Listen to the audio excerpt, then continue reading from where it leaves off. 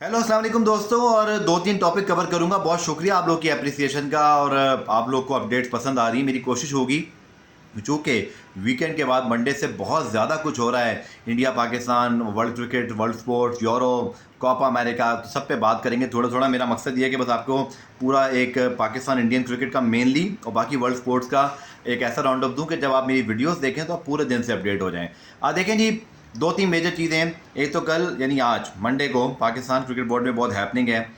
Gary Kirsten, जैसन Gillespie, Azhar Mahmood, ये तीनों लाहौर में होंगे। मोहसिन नकवी साहब के साथ इनकी मीटिंग्स हैं। फिर बहुत सारे क्रिकेटर्स को इनवाइट किया गया है। इसी तरह उनके साथ मीटिंग है। बाबर आजम की कैप्टनसी पर भी फैसला शायद कुछ दिनों में या कल उसके ऊपर बातचीत हो सकती है। मे भी अभी हम कल अभी कुछ कह नहीं सकते कल होगा क्या, लेकिन कल से जुड़ी हुई चीज़ें आगे बहुत सारी आएंगी। दूसरा, यूरो का जी पहला सेमीफाइनल है और मैं तो सपोर्ट कर रहा हूँ स्पेन को। क्या स्पेन जीतेगा या आप किसको सपोर्ट कर रहे हैं? कोपा अमेरिका में तो ब्राज़ील की होगी छुट्टी, लेकिन मैसी अर्जेंटाइन मौजूद हैं। और फिर इंडियन क्रिकेट में जय शाह ने जिस तरह सपोर्ट किया है रोहित शर्मा को फॉर आने वाले test championship and champions trophy, उनको कैप्टन कंफर्म किया। That is something Pakistan cricket board and Pakistan cricket need to learn from the Indian cricket board and Indian cricket के स्टेबिलिटी और एक कंसिस्टेंसी। पाकिस्तान में रोहित शर्मा भी फाइनल हारते रहे, बाबर आजम भी हारते रहे, लेकिन बहरहाल अब मैं बाबर आजम के लिए कुछ कहूँगा तो आप बोलेंगे जी बाबर आजम को सपोर्ट करने में आ गया हूँ। लेकिन मैं इतना ज़रूर कहूँगा कि हमें अपनी चादर देख के पाँव फैलाने चाहिए। मैं अब अगेन ये कह रहा हूँ कि मैं अगर कोई तब्दीली होती है तो इसके बिल्कुल ख़िलाफ़ नहीं हूँ।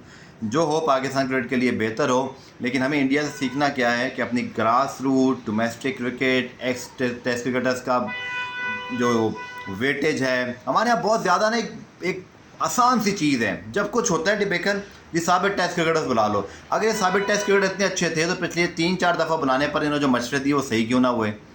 दूसरा भाई, वो चैंपियंस लीग जो लेजेंड हो रहा है, जैसे पाकिस्तान इंडिया को हरा दिया, फलाने को हरा दिया, खुदा के लिए यार इसको बस ना एक टाइम पास रखें।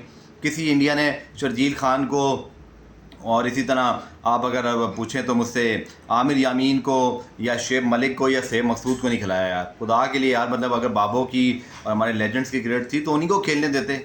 शर्जील खान को ले जाने की क्या ज़रूरत थी? कि मतलब वो हमें इतना शौक़ है जीतने का, और फिर ये बातें जी कि हमने इंडिया को यहाँ हरा दिया तो हम ये मतलब ऐसी बातें क्यों कर रहे हैं भाई? आपको इंडिया ने हराया, अच्छा मैच हुआ था, बट इस क्रिकेट का उस क्रिकेट से भाई कोई ताल्लुक नहीं है। खुदा का खौफ करें और प्लीज़ लेजेंड्स क्रिकेट में, बाबू की क्रिकेट में मतलब प्लीज़ इसके अंदर सीनियर क्रिकेट के अंदर जवान लड़के ले जाना बंद करें। उनको सबको अपनी क्रिकेट इंजॉय करने दें। रिटायर्ड क्रिकेटर्स को प्लीज़ ऐसा ना करें। ये हमारे यहाँ बहुत अजीब एक तमाशा जो है वो लगा हुआ है। एनीवेज भाई, तीनों बड़े बैठेंगे, गैरी कर्स्टन, जैसन गिलिस्पी, अजहर महमूद। लेकिन यार ये तीनों तो अभी आए हैं। इन तीनों से पूछें कि किसको कप्तान होना चाहिए। इन तीनों से पूछें कि हमारी ब्रांड ऑफ क्रिकेट क्या है। ये प्रोफेशनल्स हैं, स्पेशली मैं जैसन गिलिस्पी और बात कर रहा हूँ गैरी कर्स्टन की। अब इनके होते हुए अगर आप दूसरों से पूछ रहे हैं तो ये क्या सोच रहे होंगे कि हमें फिर इन्होंने क्यों रखा हुआ है?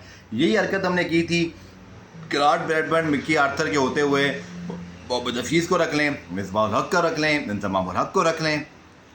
यार कभी इंडिया में आपने सुना है कि वर्ल्ड कप के बाद सचिन तेंदुलकर को बुला लो, वर्ल्ड कप के बाद सौरव गंगुली को बुला लो?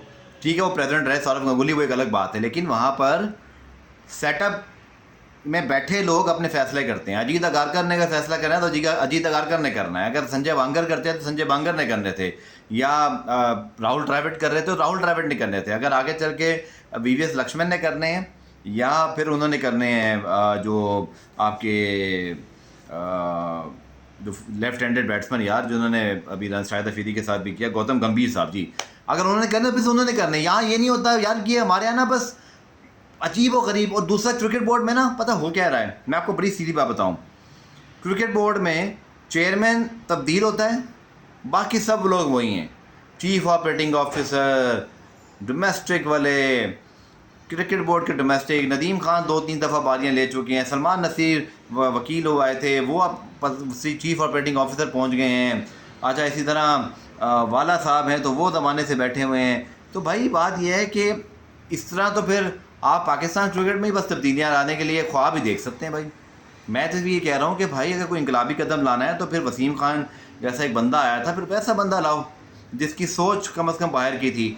मैं तो साफ बात कहता हूँ कि पाकिस्तान क्रिकेट बोर्ड को अगर किसी फ़ॉरेन की ज़रूरत है ना, फॉरनर की, तो वो पाकिस्तान क्रिकेट बोर्ड के अंदर है कि वो यहाँ पर वसीम खान की तरह accountability, transparency, innovation, equality, gender equality, inspiring thing. अब आप देखें, वसीम खान जब आए थे वो यूनुस खान को लाने में भी कामयाब हुए, मोहम्मद यूसुफ को लाने में भी कामयाब हुए, पाकिस्तान के दौर में ठीक ठाक क्रिकेट खेल रहा था।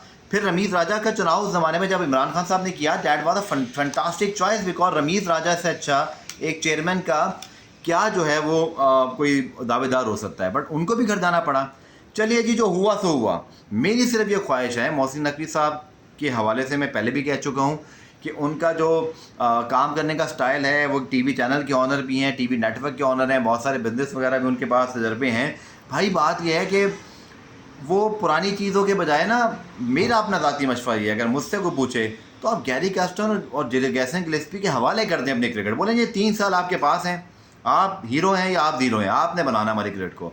बट फिर आप उनको बुला लेते हैं किसी को बाहर से, इसको बुला लो जी, इंजमाम को बुला लो, यूनुस को बुला लो, मिसबा बुला लो, शाहिद को बुला लो, फलाने को बुला लो, ढिमकाने को बुला लो। तो फिर फ़ायदा क्या है यार आप लोगों को इतने बड़े कोचेज़ रखने का? क्योंकि गैरी कैस्टन को भी आप नहीं बताना कि क्या करना है। तो गैरी कैस्टन क्या करने आया है? इस टीम के अंदर आने के बाद कुछ नहीं होने वाला, टीम से पहले आपको करना पड़ेगा।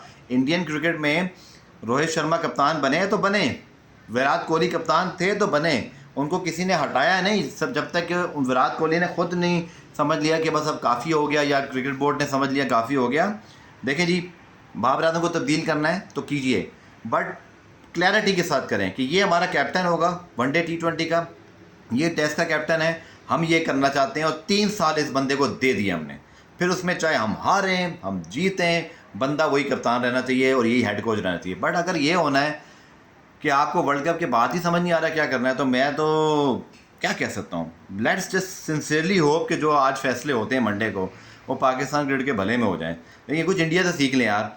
इंडिया ने क्या किया कि अपनी MCA डोमेस्टिक क्रिकेट अंडर-19 को स्ट्रॉन्ग किया, अंडर-19 के बाहर के टूर्स, डोमेस्टिक के बाहर के टूर, उनकी टीमों के जूनियर्स के, उनके यहाँ फिर VVS लक्ष्मण ड्राइवर जैसे लोग 2-2 3-3 साल यहाँ काम करके फिर वो नई जो है वो अपनी सीनियर पोजीशंस पर आते हैं। हमारे यहाँ किसको आपने अपॉइंट किया है? ये सब लोग मतलब अचानक से आ जाते हैं, अचानक से गायब हो जाते हैं। दूसरा, ये सब टीवी पे बैठेंगे और फिर ये बताएंगे जी हमने तो ये कहा था, यूँ कर लो। यार लोग अगर आपने लाने ना तो राशिद लतीफ़, इंजमाम चले एज अ चीफ सेलेक्टर की हद तक मैं उनको पसंद करता हूँ कि वो मतलब एक वाकई उनकी आई है, राशिद खान जैसा टैलेंट भी उन्होंने स्पॉट करके दिया। चैंपियंस ट्रॉफी के अंदर भी वो मिकी आर्थर अच्छा काम कर रहे थे।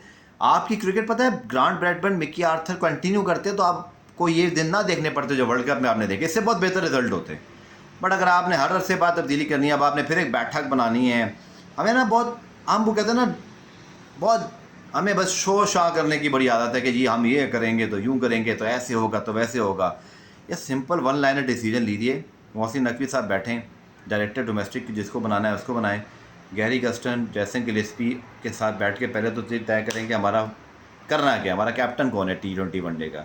टेस्ट का कैप्टन शान मसूद है, उसको भी साथ बिठाएं। नए कैप्टन को, चाहे वो बाबर है, शाहीन है, रिजवान है, हारिस है, XYZ जो भी, उसको बिठाएं। और फिर आप उन 5 बंदों के अंदर ये डिसाइड हो कि ये हमारी क्रिकेट इस तरह चलेगी, ये हमारी डोमेस्टिक क्रिकेट होगी। डोमेस्टिक क्रिकेट का इंचार्ज में बैठा हो, वो डायरेक्ट जवाब दे होगा अपने कोच को कि मुझे, वो बोले यार मुझे लेग स्पिनर चाहिए, ऑफ स्पिनर चाहिए, मुझे फलाना चाहिए, ढिमकाना चाहिए, और सब कुछ उसमें हो।